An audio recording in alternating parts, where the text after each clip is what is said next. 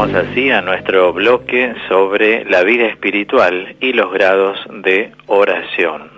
Hoy estamos en el programa número 29 en que tratamos este tema. Y hoy vamos a ingresar, siguiendo la consecuencia de todo lo que traté, en las consecuencias del pecado. Como esto es un ciclo, para las personas que escuchan por primera vez o que no han escuchado lo anterior, les conviene escuchar los programas anteriores ingresando a mi canal de YouTube, Claudio Rizzo con Z, teólogo. Y así pueden concatenar mejor todos los desarrollos que voy haciendo. Hoy entonces les digo, vamos a tratar las consecuencias del pecado. Ante todo, tengamos en cuenta algunos elementos ya trabajados. El pecado es un desorden. ¿Qué se desordena en la persona? Se desordenan los pensamientos, los sentimientos, las emociones, las reacciones, las palabras y las actitudes. Entonces, hay pecado cuando hay desorden. También dijimos que Santo Tomás de Aquino, si bien en la teología el pecado se ve en forma singular, como fuerza maléfica que enajena al hombre, la palabra hamartía, uno de los textos principales es Romanos 5:12a, Santo Tomás hace una clasificación para que las personas puedan ver cómo se ramifica el pecado. Es decir, puede adquirir la forma de la ignorancia, la forma de la inadvertencia, la forma de la debilidad o flaqueza.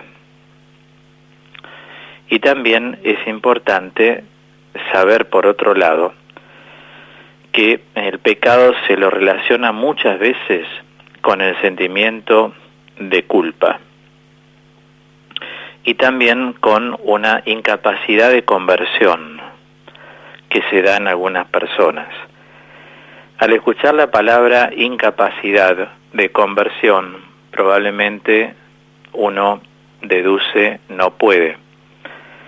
No es que no pueda en sí, porque si Dios tiene a disposición la gracia, el pecado va a ser vencido.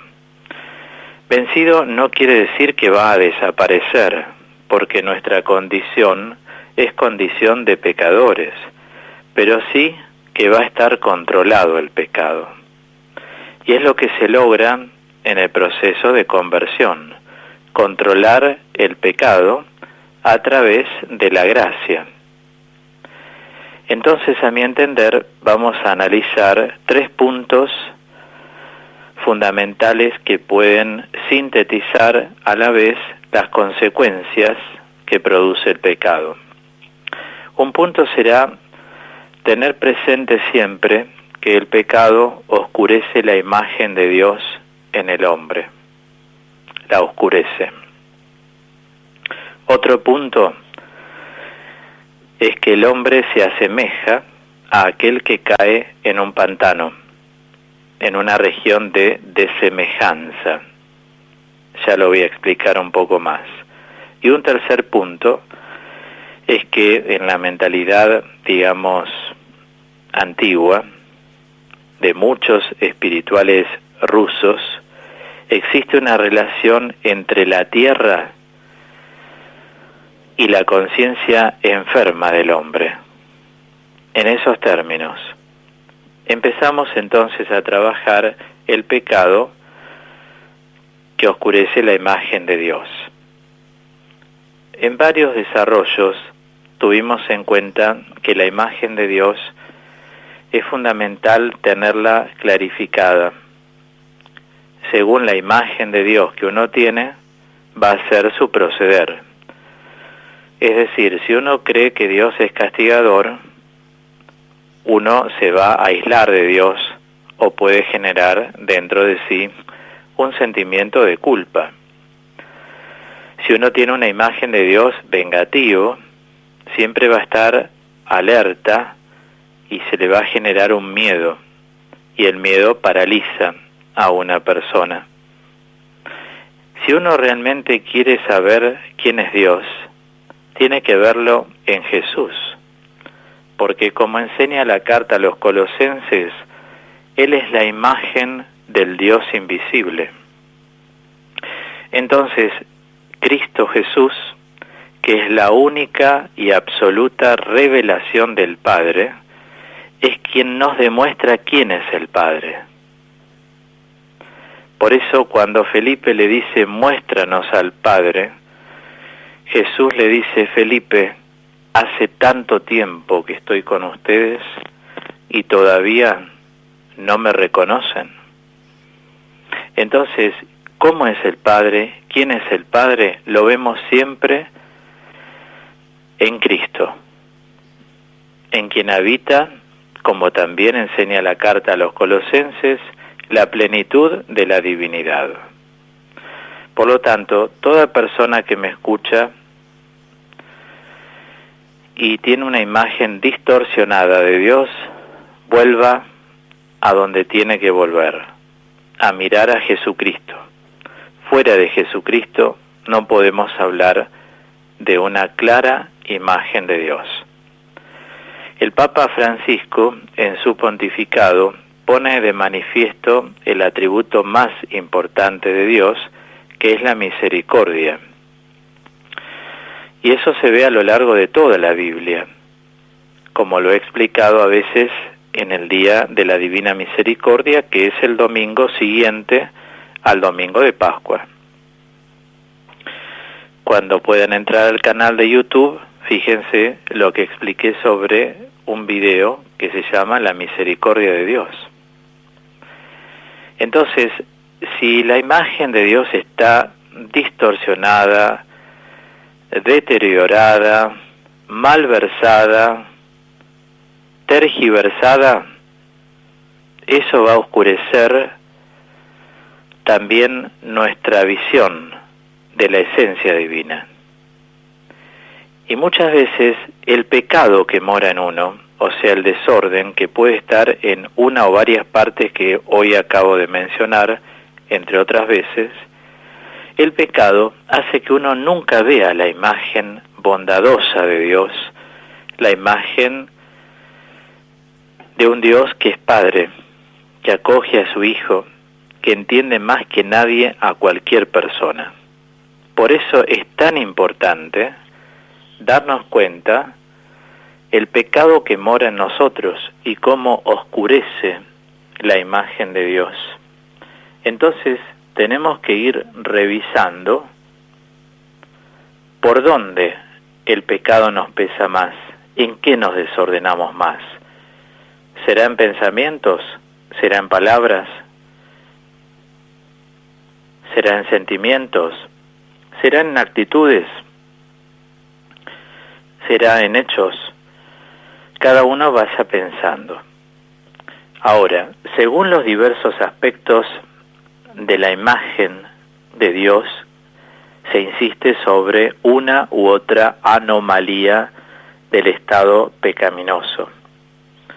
Yo quiero mostrarles varias reflexiones para darnos cuenta qué significa el estado pecaminoso en una persona. Si una persona considera, por ejemplo, la perfección humana como capacidad del espíritu de contemplar a Dios, el pecado es oscurecimiento, es tinieblas, porque la perfección humana siempre está acompañada del peso del pecado. No significa yo voy a buscar a Dios y el pecado se va a ir de mí. No, pero sí sabemos que lo que va a sobrepasar a la persona cuando hay una búsqueda sincera es el estado de gracia. Si la imagen se manifiesta en el don de la libertad, el pecado es esclavitud o tiranía. Recuerden, como dice la palabra, donde está tu tesoro, allí está tu corazón. O sea, si para uno el tesoro de uno está en lo material, el corazón está en lo material. Si el tesoro de uno, desde ese don de la libertad, está en lo que uno puede saber, allí también está el corazón. Si el tesoro de uno está solo en unas personas y no en otras, vamos a hacer distinciones. Por ejemplo, querer un hijo más que otro, a un nieto más que otro, tampoco nos va a ayudar. Por eso digo, siempre tratemos de discernir la imagen que tenemos de Dios proyectada, por ejemplo, en esto que es el don de la libertad. Cuando usamos nuestra libertad vemos que Dios está mirándonos como ¿para qué? Está mirándonos para acompañarnos. Lo propio de Dios es acompañar la vida de un ser humano. Pero el ser humano, inmerso en su pecado, alejado muchas veces de Dios, no permite ser acompañado, este don de la libertad, por la misma presencia de Cristo resucitado. El Señor es el acompañante por excelencia de la vida de cada uno. Les hago otra reflexión. Si es que da fuerza al pecado, a mucha gente le hace experimentar el desorden una fuerza negativa, por supuesto. El pecado significa debilidad, el pecado puede significar inestabilidad.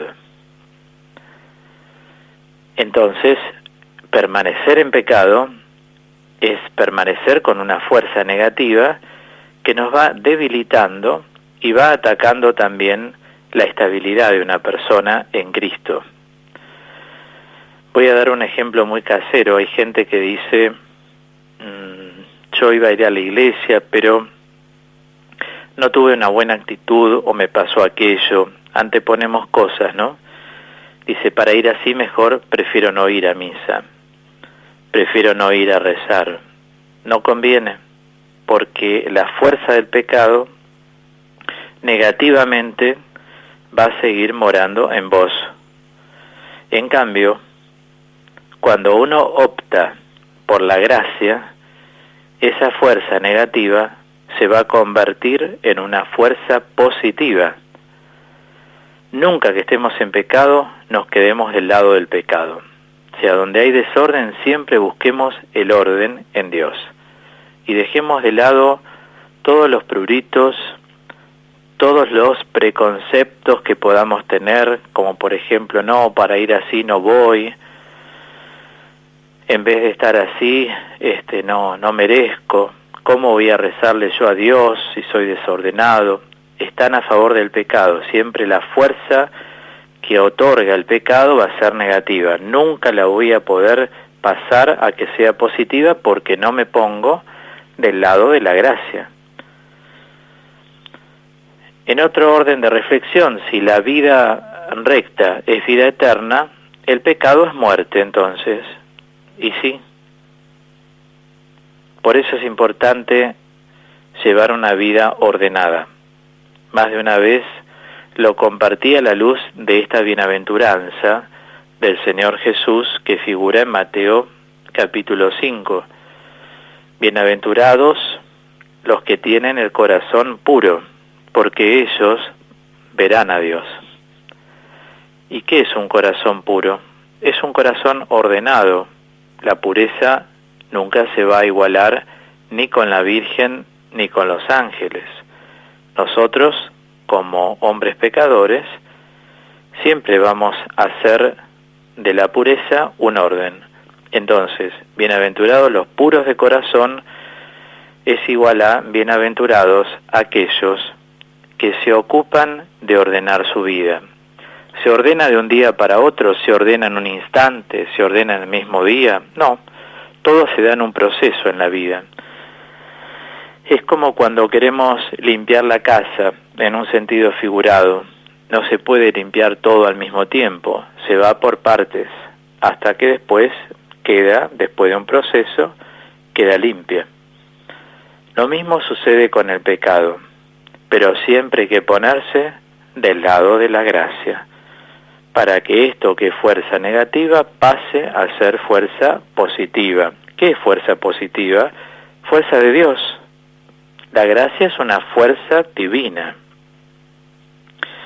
Y si la vida de Dios es vida espiritual, el pecado siempre va a ser sofocamiento del espíritu. Todo desorden no deja bien a una persona. Sofoca a la persona, es como que la ahoga. Por ejemplo, cuando una persona discute intensamente, las personas que discuten intensamente quedan sofocadas, y sofocadas de Dios, porque al discutir intensamente salen las agresiones, salen las ironías, salen los insultos. Por eso hablo de que el pecado es sofocamiento del espíritu. La vida de Dios es vida espiritual, no hay sofocamiento, hay renovación, pero nunca se conoce el sofocamiento, una palabra que quiero dejar bien clara en la reflexión en el día de hoy. Esto es en cuanto a que el pecado oscurece la imagen de Dios en el hombre. Creo que fui claro y ahora me gustaría entonces pasar al hombre que se asemeja a aquel que cae en un pantano, decía, en una región de desemejanza. Esto quiere decir que cuando una persona permanece en pecado, siempre tengamos en cuenta que somos pecadores, o sea, contamos con esa condición, pero uno hace la opción de no ordenarse, de permanecer en el pecado. Esa falta de armonía se manifiesta en el mundo entero. Se manifiesta en nuestra estructura natural, pero sobre todo se manifiesta en nuestro corazón, que sufre, y sufre pidiendo curación. Por eso es desemejanza. Un corazón orante, un corazón converso, siempre busca lo contrario, la semejanza a Dios. La desemejanza es la falta de armonía. En este sentido digo que se manifiesta en nuestra estructura natural, pero sobre todo en nuestro corazón que sufre pidiendo curación, porque la vida interior de una persona clama la semejanza, quiere estar cerca de Dios. El pecado es una desemejanza, aísla de Dios. Y en este mismo concepto, siguiendo este término ayornado en la teología actual de que pecado es desorden, les decía en un tercer punto sobre esto que es las consecuencias del pecado. En la antigua mentalidad de muchos espirituales rusos, les dije, existe una relación entre la tierra y la conciencia enferma del hombre. La tierra, que es madre común de los hombres, es cosa santa. El hombre puede ofenderla, puede hacerle mal, puede ensuciarla, como nos está pasando en el planeta, ¿no? No cuidamos lo natural. Entonces, el pecador dice algo que les quiero leer de los hermanos Karamazov de Dostoyevsky. El pecador iba a confesarse con la tierra y pedía perdón a Dios y a la tierra, en esta novela de los hermanos Karamazov. Y Alessia besa a la tierra prometiéndole amarla por toda la eternidad. Cierto es que en estos gestos puede haber raíces arcaicas, paganas, lógico, de besar la tierra. No obstante, el hombre tiene un cierto grado de responsabilidad sobre la tierra y tiene un cierto grado de responsabilidad sobre el cosmos. Es una responsabilidad de todos por todos. Entonces, en esta perspectiva, no hay pecados privados o puramente individuales, sino que cada prevaricación comporta una turbación social, un oscurecimiento de la tierra. Con esto llegamos a la conclusión, a la luz de la espiritualidad rusa, que también el pecado tiene una incidencia en lo que concierne a todos los hombres. Si una persona procede mal con alguien, ese alguien queda afectado y los que rodean a su vez a ese afectado también lo ven mal y se ponen mal. Fíjense cómo se expande, cómo se da este efecto dominó. Por eso digo que es una responsabilidad de todos por todos y que siempre hay que fijarse lo que uno dice y cómo lo dice, como ya lo expliqué en otro de los programas. Bien, de este modo entonces llegamos a esta conclusión muy importante sobre cuáles son las consecuencias del pecado y por qué hay que estar siempre del lado de la gracia.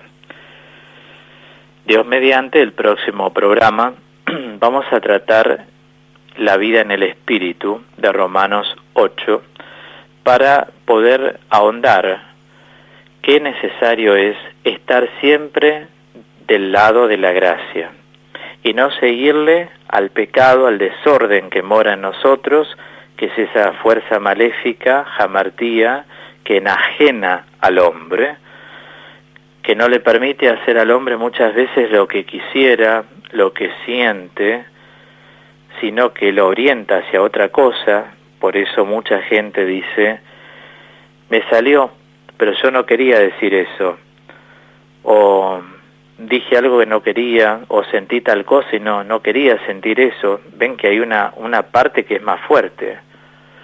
Cuando San Pablo en la carta a los Romanos, en el capítulo 7, entre los versículos 14 al 21, dice, no hago el bien que quiero, sino el mal que no quiero, él lo tiene muy en claro. A veces uno quiere y no puede. Yo quise contenerme, dice alguien, pero no pude. Yo no le quise decir eso. Y pues no, pero lo que se oyó fue eso. Lo dijiste. Sí, yo lo dije, pero no quise decirlo. Ven que hay como una lucha de voluntades. Bueno, justamente por eso vamos a poner en el nombre de Jesús nuestra mirada insistente en que nunca el pecado nos tiene que atrapar, porque nos tornamos servidores del mismo. Quien nos tiene que atrapar es el estado de gracia, pedir constantemente la gracia de Dios, estar en unión de voluntades, la divina que sale a nuestro encuentro y la humana que le responde, estar en gracia de Dios. Por eso trataremos en el nombre de Jesús, desde la misma Biblia, en Romanos 8, lo que es el estado de gracia. Bueno, reescuchen todo esto, ya que mañana se sube mi programa a mi canal de YouTube, Claudio Rizzo Teólogo, Rizzo con doble Z. Al reescuchar va a ser más fácil poder concatenar el domingo próximo, aquí en el programa, este bloque sobre la vida espiritual y los grados de oración. Cerramos entonces este momento de espiritualidad con las misioneras de Cristo resucitado, que le cantan a Jesús como le cantó María Magdalena, ¿quién eres tú, Maestro amado? ¿Quién eres tú que me has enamorado? ¿Quién eres tú, Maestro amado? ¿Qué tienes tú que me has enamorado? Cada día yo buscaba un amor que no encontraba, hasta que en ti sentí revivir. Pecadora sé que soy y a tus pies se despierta mi amor. Solo a ti quiero amarte, regálame tu corazón. Maestro amado, Jesús adorado, ¿quién eres tú que me has mirado y de esta amante pecadora te has apoderado? Y de esta amante pecadora te has apoderado. Ungüento traigo para mi amado, oh cuerpo santo, azotado y entregado. Déjame sanar, Señor, la herida de tu corazón, limpiarme en tu sangre y gozar de tu perdón. Oh Jesús, que todo te das a los hombres que quieres salvar. En la cruz quiero abrazarte y en tu amor también yo amar. Maestro amado, Jesús adorado, ¿quién eres tú que me has mirado y de esta amante pecadora te has apoderado? Y de esta amante pecadora te has apoderado. Cuando aquel día corrí al sepulcro entre los muertos, tú allí no estabas. El gozo de verte colmó el amor de mi alma por ti. En tu abrazo a tu Padre como hija nací. Oh Maestro de mi corazón, ya no puedo vivir sin tu amor. Quiero ser toda tuya y anunciar tu salvación.